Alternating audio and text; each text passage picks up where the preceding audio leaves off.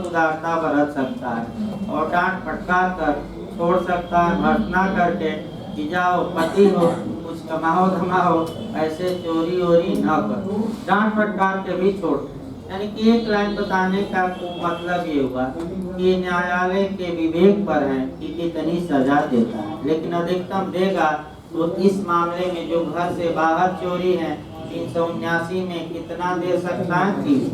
कम से कम कहीं वर्णित नहीं है, तो वह न्यायालय के क्या है? विवेक। 380 आ जाइए। 380 भी महत्वपूर्ण है। निवास गृह में, जलयान में, तंबू में, भवन में चोरी, और सतर्क ये रहना है कि केवल भवन में चोरी से नहीं हो जाएगा 380, उस भवन में, मकान में, जलयान में या तो मानव निवास के लिए हो या संपत्ति अभिरक्षा। अब यहाँ देखिए टेक्निकल क्वेश्चन 380 से कैसे बनता है। ये टेक्निकल क्वेश्चन ऐसे बना है भाई, एक मकान है और वह मकान परित्यक्त है, परित्यक्त अबैंडेड माने त्याग दिया गया है। ये जाता है और उस मकान में चोरी करता है, तो अब घर में चोरी मानी जाएगी, माने आपका 379 के तहत दंडनीय होगा कि 380 के तहत। यही क्वेश्चन बना है, तो बताइए कि धारा के तहत दंडनीय होगा 379। क्यों? क्योंकि वह मकान परित्यक्त है और न तो वह मानव आवास के लिए प्रयोग किया जा रहा है, न ही संपत्ति अभिरक्षा के लिए।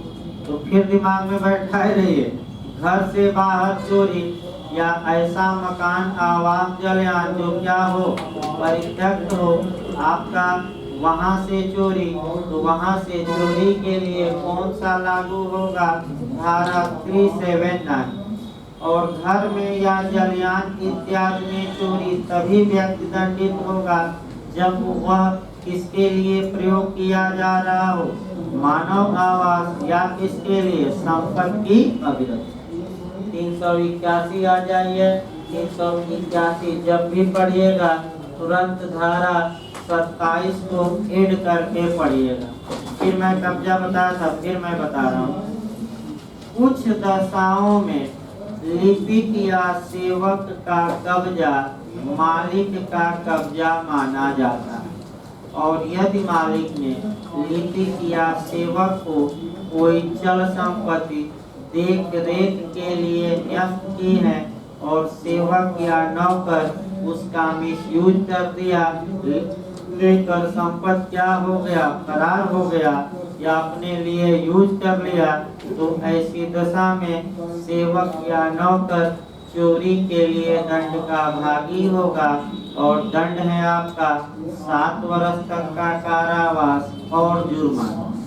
तो और कुछ नहीं जानना है, बस ये जानना है कि लिपिक या सेवक द्वारा मालिक की संपत्ति चोरी की धारा में दंडनीय है 300 आपका 81। इसके बाद पूछा जाता है 382 से ज्यादा क्वेश्चन बनता है 382 आपका। देखिए मॉडल में देखिए बन चुका है यूपी में, यूपी एपीओ भी बना चुका है और यूपी जे भी, बिहार भी बना सकता है। पहला क्वेश्चन, कौन सी चोरी की धारा लूट के करीब है? तो 382।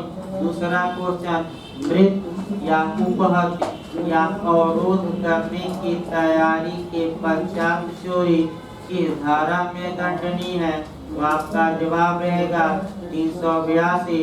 तीसरा क्वेश्चन, चोरी का सबसे गंभीर रूप की धारा में है, तो कौन सी धारा मारेंगे? 382। और 382 में सबसे गंभीर हल्का सा लूट से एकदम हल्का सा ही भिन्न है। हथियार लेकर गया है कि मालिक जग जाएंगे तो हम प्रयोग करेंगे हथियार का और चोरी करेंगे, और जैसे ही मालिक जगे और मालिक को क्या कर दिया? भयभीत, तो ये चोरी किसमें कन्वर्ट हो जाएगी? लूट में। लेकिन मालिक जगे नहीं, लेकिन पूरी तैयारी करके गया था, चाकू लेकर फिर तक जग जाएंगे तो ठोक देंगे, और कहाँ पहुँचा देंगे? ठोकिया गए की तरफ ऊपर। हल्का सा अंतर है, दंड की मात्रा बढ़ेगी। और दंड कितना है? दंड कभी पूछा नहीं गया, 10 वर्ष तक का कारावास और जुर्माना। इस प्रकार आपका भाई पूरा प्रयास किया गया कि चोरी से गलती न हो। अगला अगला अगला अपराध आया जाए एक्टार्सन। एक्टार्सन देखिए भाई, पहले समझिए 2 मिनट, तब आपका सेक्शन वाइज चला जाए। एक्टार्सन को हम कहते हैं उद्यापन या अपकर्षण। उद्यापन क्या होता है, अपकर्षण क्या होता है? तो उद्यापन की परिभाषा इस धारा में 383 में, यानी कि उद्यापन के बारे में प्रावधान 383 से लेकर 389 तक में दिया गया। ये धारा पकड़े भाई, देखिए ये धारा को रेट करके भी चलेगी। जो हमने आपका 382 धारा बताई, अब इस धारा को पकड़े भी रहना है, क्योंकि 2-3 ऐसे प्रावधान भी और मिलेंगे। एक्टार्सन का मतलब क्या हुआ? तो उद्यापन का मतलब ये हुआ कि कोई व्यक्ति किसी दूसरे व्यक्ति को क्षति का भय दिखाता है। किसका भय? क्षति का भय, नुकसान का भय दिखाता है। पहले समझिए, उसके बाद बताया जाएगा। और क्षति का भय दिखाकर उस व्यक्ति को कहता है कि या तो तुम कुछ या तो कोई संपत्ति दे दो, या धन दे दो, या कोई मूल्यवान प्रतिभूति दे दो। क्या दे दो? संपत्ति दो, धन दो, या मूल्यवान प्रतिभूति। या तो तुम दे दो, और नहीं तो आपका किससे मांगता है? किसी अन्य व्यक्ति से मांगता है। इसका मतलब ये हुआ कि जब कोई व्यक्ति किसी दूसरे को क्षति के भय में डाले और क्षति के भय में डालकर किसकी मांग करे? किसी प्रॉपर्टी की। तो बताइए, किसी प्रॉपर्टी मतलब कि चल के अचल के दोनों। यही पॉइंट पकड़ना है कि चोरी केवल किसकी हो सकती है, लेकिन उद्यापन किसका? अभी हम बताएंगे उदाहरण दोनों का। ये पॉइंट पकड़े रहिए। या कोई धन दे दे, रुपया दे दे। रुपया हमने अभी बताया कि एक्टार्सन के अपराध में जो पीड़ित होता है या जो अन्य व्यक्ति होता है, अपने हाथों से संपत्ति या पैसा अभियुक्त को देता है। अगर अभियुक्त खुद निकाल ले तो चोरी, और अभियुक्त को ये दे दे अपने हाथों से, तो क्या होगा? एक्टार्सन। या तो मूल्यवान प्रतिभूति, तो संपत्ति को दोनों संपत्ति, धन जानते हैं आप, मूल्यवान प्रतिभूति का मतलब क्या? किसी की कौन सी धारा? यानी कि ऐसे कागज पर साइन करे जिसको धन के रूप में परिवर्तित किया जाए, या अधिकार छीन जाए, अधिकार बढ़ जाए, जो भी, उतना नहीं जानना है आपका। लेकिन ये याद रखिए, अब आपका ये दिखाना है कि क्षति का भय। तो आपको 4 उदाहरण याद रखना है। क्षति शब्द को कहाँ परिभाषित किया गया है? तो 44 में, यानी कि जब भी 383 एक्टार्सन पढ़िए, आईपीसी की धारा 44 को क्या करना है? कवर करते। तो क्षति मैं कल भी बताया था, शरीर को क्षति का भय दिखाया जा सकता है। क्षति यानी कि संपत्ति या प्रॉपर्टी के क्षति का भय। तीसरा आपका ख्याति के और क्षति का भय। और चौथा किसका? मन। एक क्वेश्चन और यहाँ आता है, वह ये आता है कि सही मुकदमा कायम करने की धमकी देना और झूठा मुकदमा कायम करने की धमकी देना क्या माना जाए? तो अब यही आपका जो कॉन्ट्रैक्ट की धारा 15 में आपका प्रकीर्णन है, यानी कि कोर्सन है, और 383 में आईपीसी में जो ये एक्टार्सन है, इसमें अंतर आता है। तो उसको हम बताते हैं, पहले बैरक से शुरू किया जाए। लेकिन चारों का एक उदाहरण देखिए, कल भी बताया गया था, अब फिर एक बार बताया जा रहा है। क्षति का भय दिखाइए और कोई संपत्ति या मूल्यवान प्रतिभूति या धन दिलवाइए। तो ए बी को कहता है कि हे बी, अगर तुम 500 रुपया नहीं दिए तो मैं तुम्हारा पैर तोड़ दूंगा। तो किसके क्षति का भय दिखाया गया? शरीर का। दूसरा ए बी से कहता है कि 500 रुपया नहीं दिए तो मैं क्या करूंगा? तुम्हारे मैंने तुम्हारी संपत्ति को जला कर राख कर दूंगा, ये भी एक्सटॉर्शन।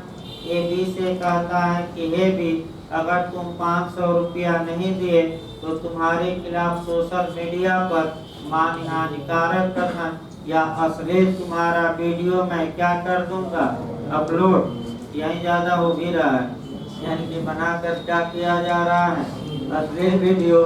ये शुद्ध रूप से जैसे कि अश्लील वीडियो बना लिया गया और पिता माता को बार बार अभियुक्त फोन करता है कि 2 लाख दीजिए, 4 लाख दीजिए, नहीं तो आपकी बिटिया का ये जो अश्लील फोटो है मैं सोशल मीडिया पर क्या करूंगा, डाल दूंगा। ये शुद्ध रूप से क्या हुआ, आपका कह सकते हैं कि एक्सटॉर्शन। आईटी एक्ट में भी जाएगा, उतना नहीं जानना है।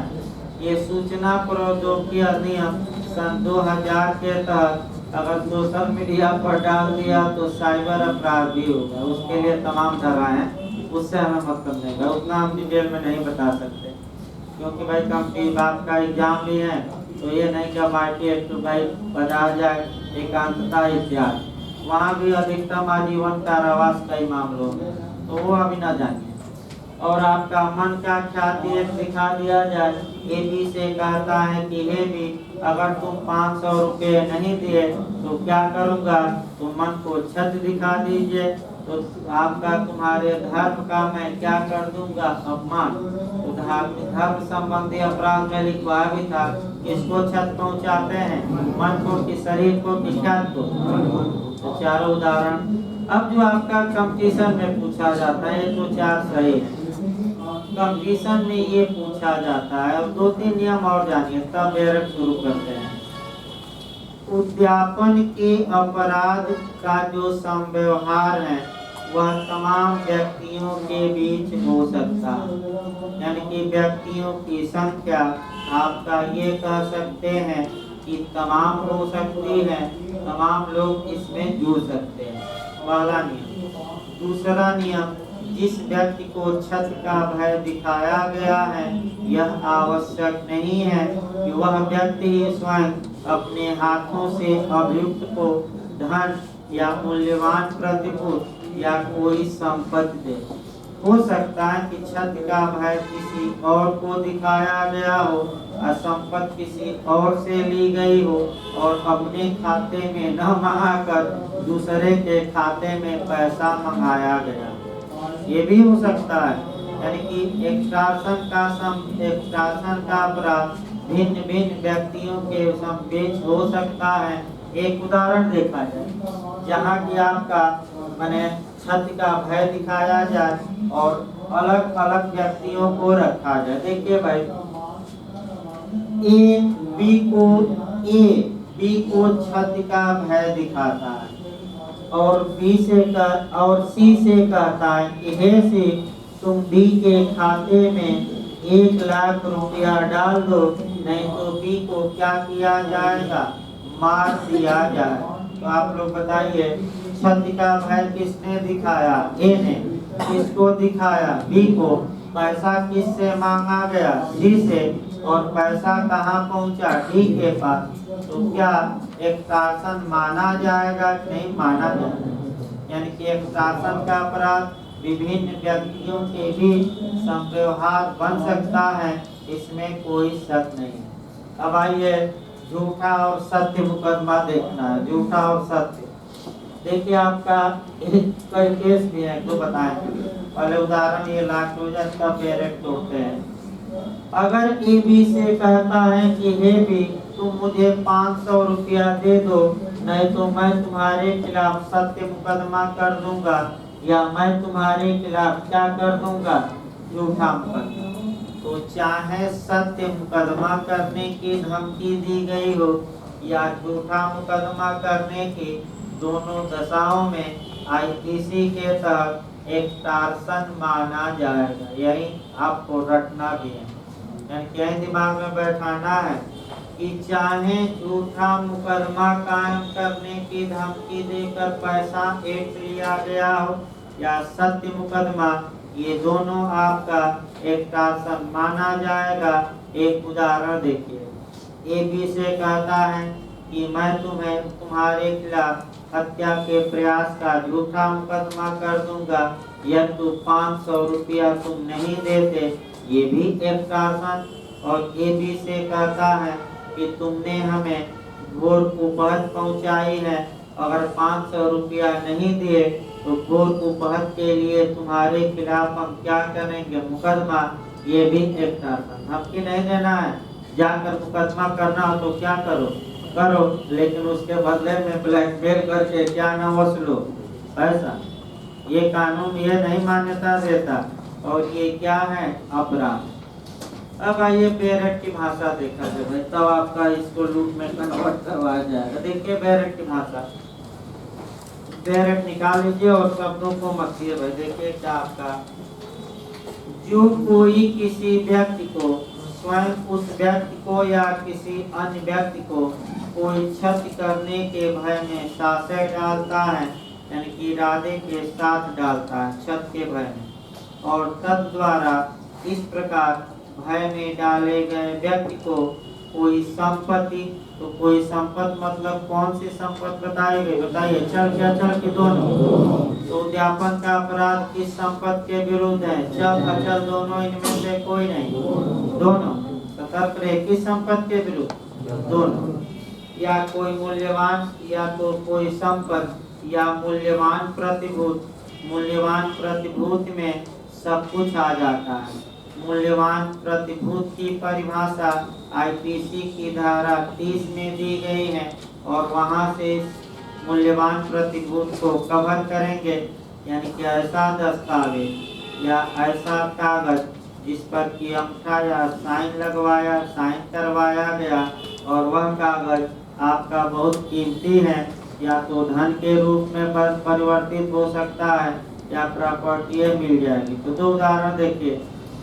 ए बी को छत का भय दिखाता है, और बी से कहता है कि चेक पर साइन करो, और 1 लाख का चेक हमें क्या करो, दो। बताइए एक्सट्रैक्शन हुआ कि नहीं हुआ, क्योंकि चेक को किस में कन्वर्ट किया जा सकता है, धन। दूसरा उदाहरण देखिए।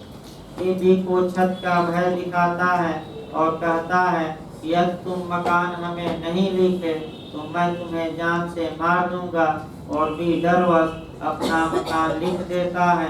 तो आप लोगों को दिमाग में ये रखना है ये कौन सा अपराध किया गया, एक साथ, क्योंकि छत का भय दिखाकर कौन प्रॉपर्टी ली गई, अच्छा भाई। मकान लिया तो कौन लिया, अचल, और चेक ले लिया तो चल, और डायरेक्ट पैसा ले लिया तो चल।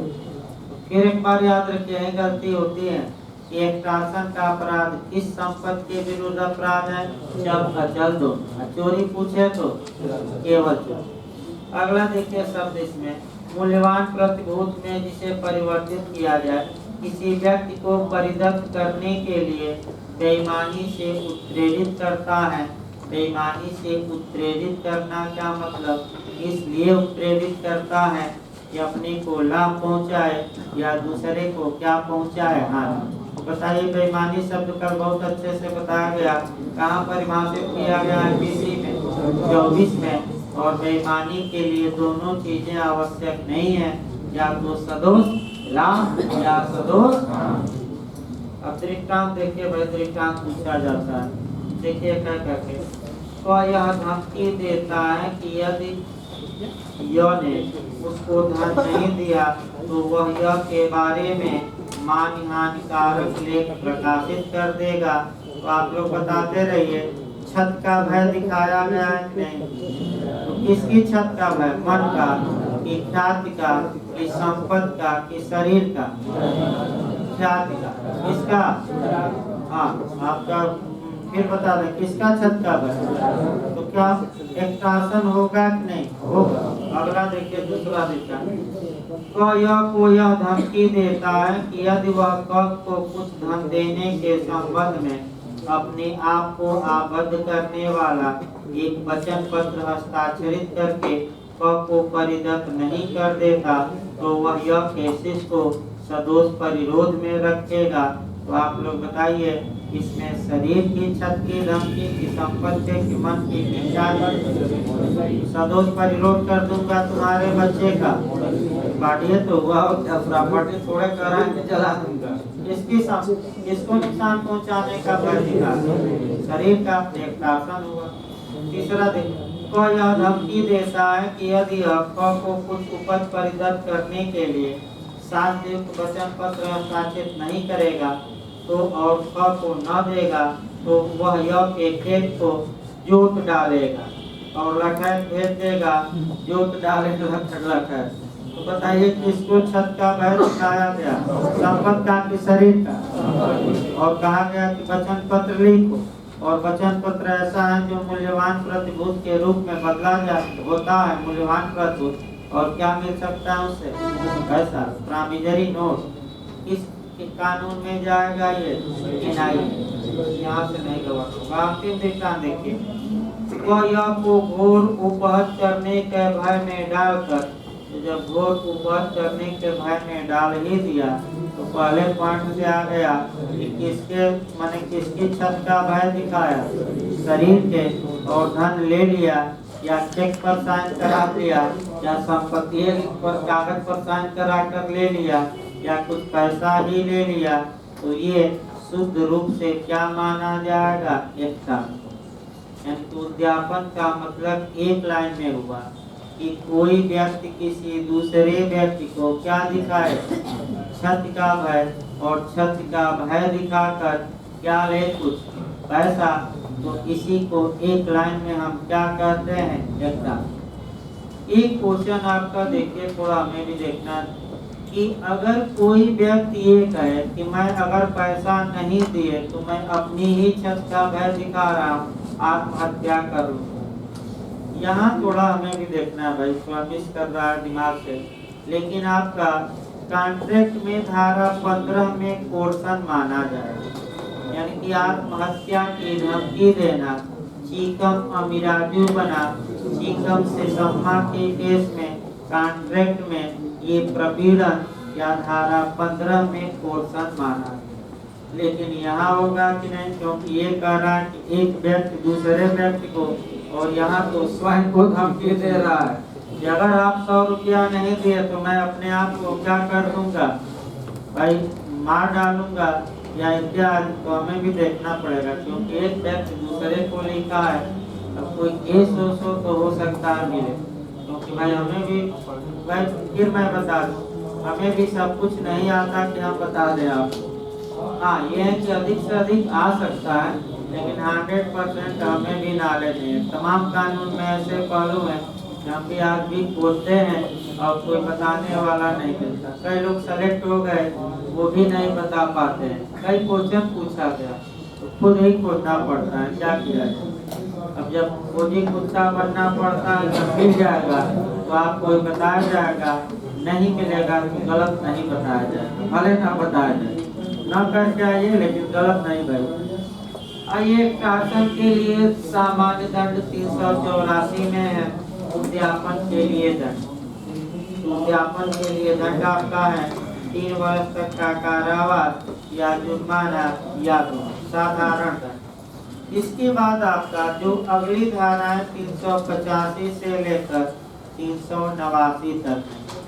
यहाँ कभी काल अंदर से फ्री में क्वेश्चन बन जाता है, ये भी याद रखिए भाई। एक और इसमें देखिए, एक और इसमें आपका टेक्निकल लास्ट में क्वेश्चन बताया जाए, सब सेक्शन वाइज।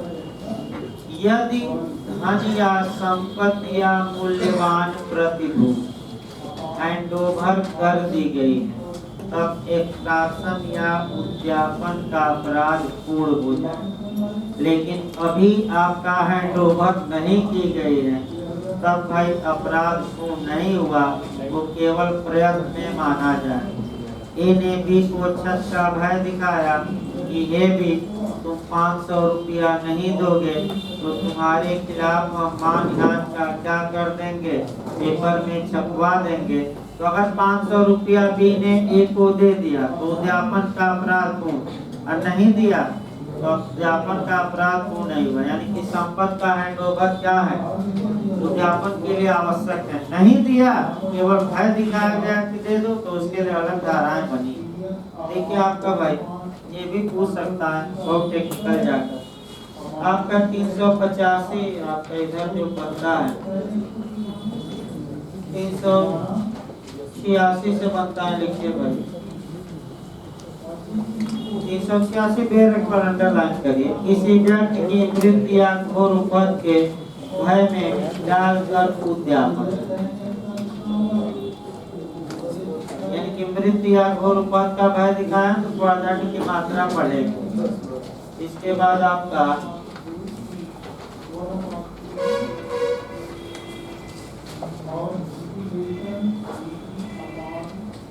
देख लीजिएगा, आपका कम ही चांस रहता है, लेकिन 386 एक बार बना है। आइए चला जाए भाई 390 देखा जाए, इधर छोड़ सकते हैं, हल्का हल्का बैरेट से देख लीजिएगा, बहुत ही महत्वपूर्ण नहीं है। एक बार 386 बनी, देखिए भाई आगे 390 की पहले भूमिका मानी है, राबरी या लूट को परिभाषित किया गया है। 390 में किसको परिभाषित किया गया है? राबरी या लूट। यहाँ से आपका क्वेश्चन बनता है, समस्यात्मक प्रश्न बनता है। अब सतर्क होकर एक समझिए, और आपका टेक्निकल क्वेश्चन ज्यादा बनता है। मैं फिर बता दूं, एक पॉइंट समझना है। देखिए लूट की परिभाषा आईपीसी की धारा 390 में दी गई। आपका जहां तक लूट का प्रश्न है, लूट कोई स्वतंत्र अपराध नहीं। तो ये भी पूछ सकता है कि स्वतंत्र अपराध कौन था? तो चोरी थी, और कौन? उद्यापन। अब लूट स्वतंत्र अपराध नहीं है, इसका मतलब ये हुआ कि यह किसी अपराध का सीरियस रूप है, यानी कि गंभीर रूप है। तो पहला क्वेश्चन यही बनता है कि आपका लूट में कौन से दो अपराध शामिल हैं, या लूट किन अपराधों का गंभीर रूप है। तो ये तो गलती न हो, चोरी का गंभीर रूप है और किसका? उद्यापन। यानी कि लूट में कौन से दो अपराध शामिल होते हैं? या तो चोरी या उद्यापन। पहले लाइन में कहा गया है कि लूट या तो किसकी, तो माने कौन सा अपराध गंभीर होकर आपका लूट में कन्वर्ट हो जाएंगे। तो लूट या तो चोरी से कन्वर्ट होकर राबरी होगा, या किससे? एक का। अब आप यानी कि लूट कोई स्वतंत्र अपराध नहीं है, यह चोरी और उद्यापन का ही कैसा रूप है? गंभीर। और चोरी और उद्यापन का सबसे गंभीरतम रूप, सबसे सीरियस रूप लूट के बाद आपका 391 में क्या है? डकैती। तो जो डकैती होती है, पूछ सकता है क्वेश्चन कि चोरी और उद्यापन का सबसे गंभीर रूप कौन है? सीरियस रूप। तो क्या मारेंगे? डकैती। और केवल गंभीर रूप दे दे तो आपका लूट। अब ये है कि भाई लूट और डकैती में फिर अंतर जानिए। लूट और डकैती में मुख्य अंतर संख्या को लेकर है। अगर वही कार्य 4 या 4 से कम व्यक्ति करते हैं, या एक व्यक्ति करता है, तो राबरी या लूट कहलाएगी। और वही कार्य सेम रहेगा। अगर संयुक्त होकर कम से कम कितने व्यक्ति करते हैं? 5, तो वही कार्य किसमें कन्वर्ट हो जाएगा? डकैती। फिर एक बार समझिए, नए लोग भी भाई फिर एक बार इसको देखिए, कार्य सेम है। अगर वही कार्य एक व्यक्ति करे, 2 व्यक्ति करे, 3 व्यक्ति करे और 4 व्यक्ति करता है, तो वह राबरी या लूट। लेकिन व्यक्तियों की संख्या जैसे ही कम से कम कितनी हो? 5, वह क्या मांगी जाएगी? डकैती। तो डकैती एक ऐसा अपराध है जो डकैती की तैयारी, डकैती के लिए एकत्र होना, डकैती का प्रयत्न और डकैती करना सभी चरणों में दंडनीय है। ये पूछा गया था राजस्थान में कि कौन सा अपराध है जो तैयारी, आपका प्रयत्न और अपराध करने तीनों में दंडनीय। तो कौन मारेंगे? डकैती। अलग अलग धारा बताई जाए, 2 सेक्शन वाइज लिखा जाए। अगला देखिए, आपका पहले लूट देखा जाए कि लूट आपका या तो चोरी का गंभीर तैयारी भी है भाई, दंडनीय। तैयारी, प्रयत्न, एकत्रित होना और लूट डकैती करना। चारों सेक्शन आगे बताएंगे। देखिए फिर एक बार देखिए आपका, अब लूट में दो अपराधों का ही गंभीर रूप लूट है। तो अब लूट कब चोरी लूट में कन्वर्ट होगी, इसी पर समस्यात्मक क्वेश्चन बनता है। और गैर एक्टिव भाषा को देखिए कैसे तोड़ा जाता है भाई। देखिए बैरट क्या कहता है, लूट सब प्रकार की लूट में या तो चोरी या उद्यापन होता है। यानी कि राबरी किसका गंभीर रूप होता है, या तो चोरी या उद्यापन। तो सब प्रकार की लूट में क्या शामिल रहती है, या तो चोरी या उद्यापन। अब चोरी कब लूट में कन्वर्ट होगी, यही थोड़ा अच्छे से आपके दिमाग में बैठाना है। इसके बाद तो छोटे छोटे अपराध हैं, यही थोड़ा आपका मैंने समझने वाला है। डकैती तो 3 मिनट 4 मिनट में निपट जाएगी, डकैती में क्या है। चोरी कब आपका कह सकते हैं कि लूट में कन्वर्ट होगी, शब्दों पर ध्यान दीजिएगा। एक शब्द देखिए, चोरी लूट है यदि उस चोरी को करने के लिए, तो पहला पॉइंट आया कि उस चोरी को करने के लिए। देखिए मैं शब्द तोड़ रहा हूँ अलग अलग, ऐसे में एक उदाहरण बताऊंगा। चोरी को करने के लिए, या उस चोरी को करने में, या चोरी को करने में यानी कि करने के दौरान। या तीसरा कहा जा रहा है आपका, तीसरा आपका कहा जा रहा है इसमें कि उस चोरी द्वारा अभिप्राप्त संपत्ति को ले जाने या ले जाने का प्रयत्न करने। यानी कि चुराई हुई संपत्ति को क्या करने, ले जाने, या ले जाने का क्या करने, प्रयत्न करने। अगला शब्द देखिए, प्रयत्न करने में अपराधी उस उद्देश्य से, यानी कि फिर एक शब्द आया अपराधी, अपराधी मतलब चोर, ये महत्वपूर्ण है। उस उद्देश्य से, ये भी काफी महत्वपूर्ण है। उस उद्देश्य से, उद्देश्य का मतलब ये हुआ, उस उद्देश्य से मतलब कि ये तीनों, इन तीनों उद्देश्यों में से किसी एक के लिए। कितने उद्देश्य हैं, 3। उस उद्देश्य से अगला शब्द आया स्वेच्छा, ये भी काफी महत्वपूर्ण है। स्वेच्छा जानबूझकर, ज्ञान रखते हुए या आशय के साथ, हम बताएंगे अभी। स्वेच्छा किसी व्यक्ति की मृत्यु, उपहत या सदोष अवरोध या तत्काल मृत्यु या तत्काल उपहत या तत्काल सदोष अवरोध का भय कारित करता है या कारित करने का प्रयास करता है। यानी कि मृत्यु, इसके बाद दिया गया है उपहति या सदोष अवरोध का भय कारित करता है, या भय कारित करता है या कारित करने का क्या करता है, प्रयास। अब अगला क्वेश्चन ये बनता है कि आपका ये क्वेश्चन बन चुका है यूपी में भाई, कि लूट का सार क्या है, लूट का मुख्य पहलू क्या है। तो लूट का मुख्य पहलू है क्या दिखाना, चोरी लूट में कन्वर्ट हो जाएगी जब चोरी के लिए क्या दिखाया गया हो, फिर। लेकिन प्रत्येक डर, ये नहीं समझना है, प्रत्येक डर चोरी को लूट में कन्वर्ट नहीं कराएगा। तो डर दिखाया गया हो, और डर कैसा दिखाया गया हो, स्वेच्छा दिखाया गया हो, डर आपका किस उद्देश्य के लिए दिखाया गया हो, चोरी करने के लिए, चोरी करने में या चोरी द्वारा प्राप्त संपत्ति को ले जाने या ले जाने का प्रयास करने।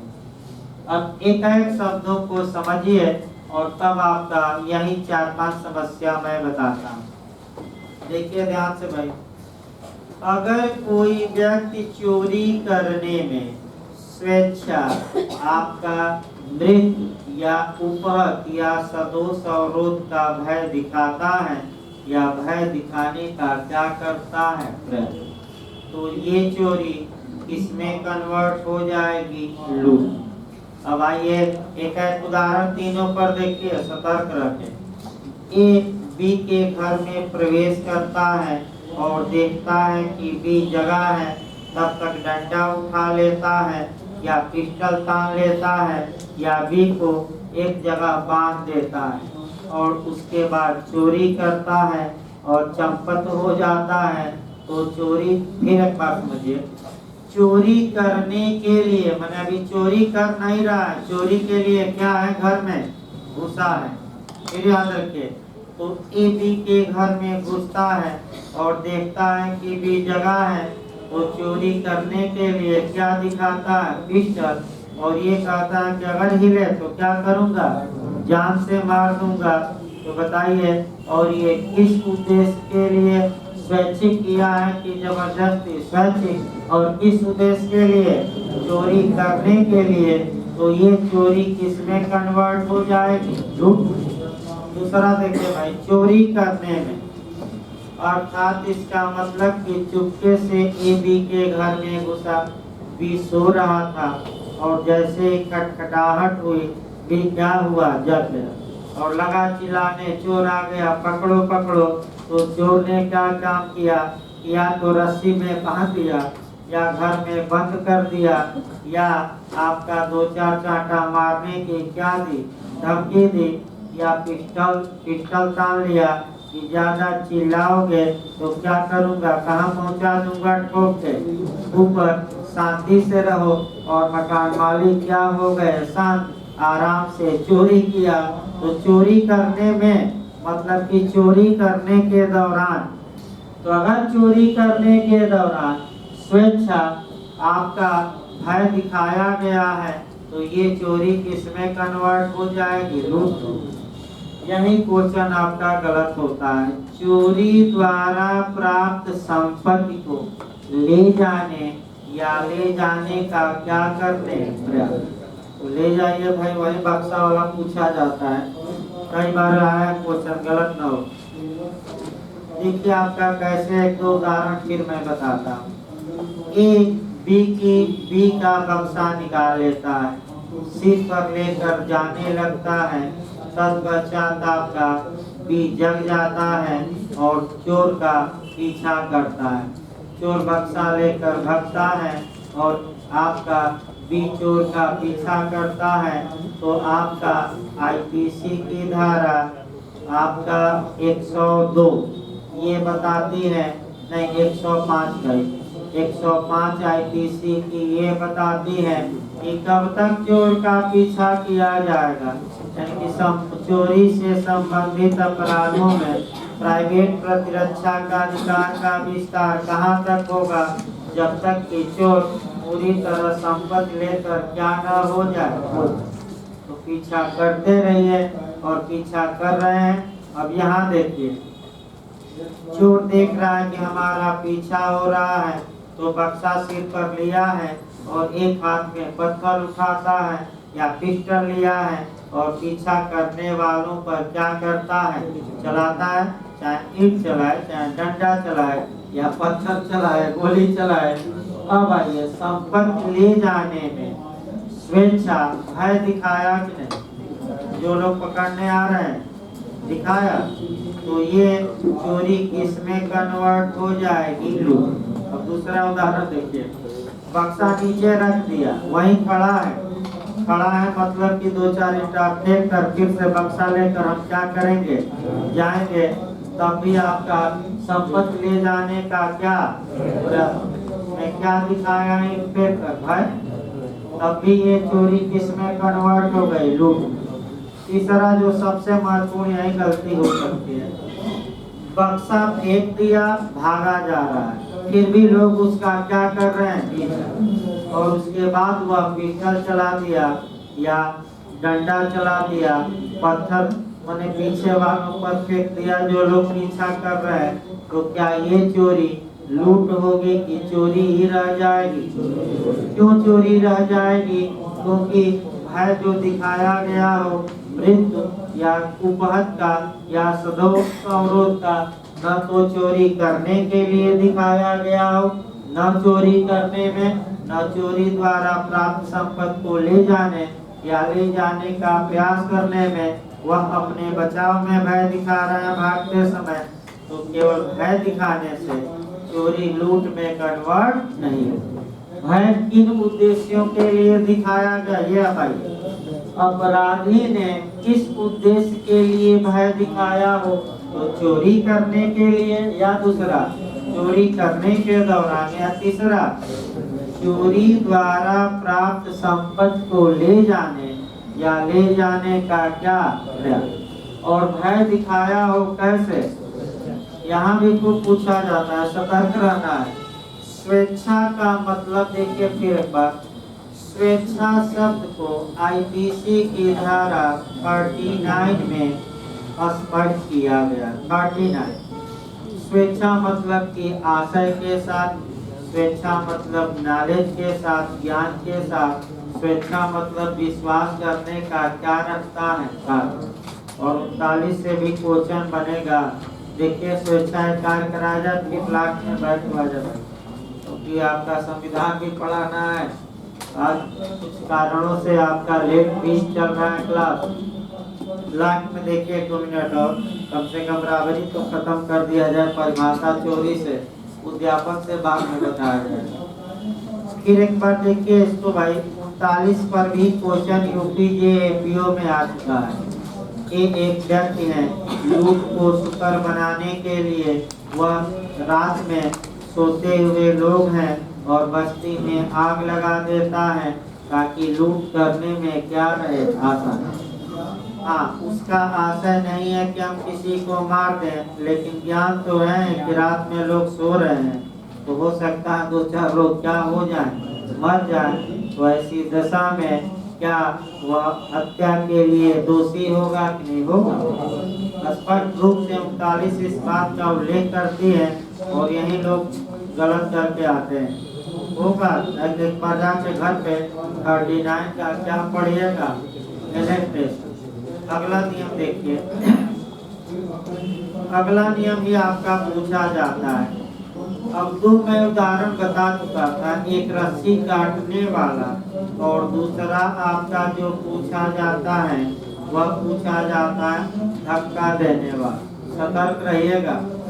एक अभियुक्त है, एक औरत डाली में सेब ली है और वह रस्सी काट रहा है ऊपर से ताकि सेब निकाले और उस औरत का उंगली कट गई। तो बताइए दुर्घटनावश काटा कि स्वेच्छा काटी?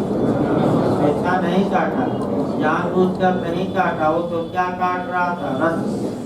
तो ये चोरी भले होगी या चोरी का प्रयास, लेकिन लूट में कन्वर्ट नहीं होगा। अगला देखिए, अगला जो क्वेश्चन आपका बनता है, एक चोर चोरी कर रहा था, तब तक मालिक जग गए और सारी संपत्ति छोड़ दिया। लिया रहेगा तब तो भाई दिक्कत, सारी संपत्ति छोड़ दिया और आपका दरवाजे से तेजी की ओर भागा।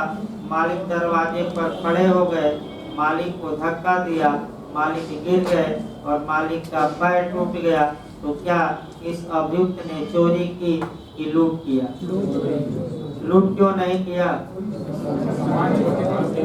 सही है, इसी में तो आपका छिपा है। चोरी करने में उपहत किया नहीं या भय दिखा नहीं, चोरी करने के दौरान नहीं। और मैं बता रहा हूँ कि पूरा सामान क्या किया है, फेंक दिया और क्या हो रहा है, भाग रहा है। तो चोरी की संपत्ति न तो ले जाने या ले जाने के प्रयत्न में उपहत कार्य किया, तो ये चोरी इसमें कन्वर्ट नहीं होगी, लूट में, लेकिन चोरी हो। हाँ, ये है कि अभी संपत्ति इधर उधर किया था कि नहीं, जैसे बक्सा खोला और कोई संपत्ति निकाल नहीं पाया तो चोरी का अभ्यास। बक्सा खोला और 2 गहना निकाल कर मेज पर रखा था, तब तक माल सब चोरी पर्याप्त, क्योंकि संपत्ति का रंच मात्र भी हटाना क्या है, कल से बताया जा रहा है, पर्याप्त।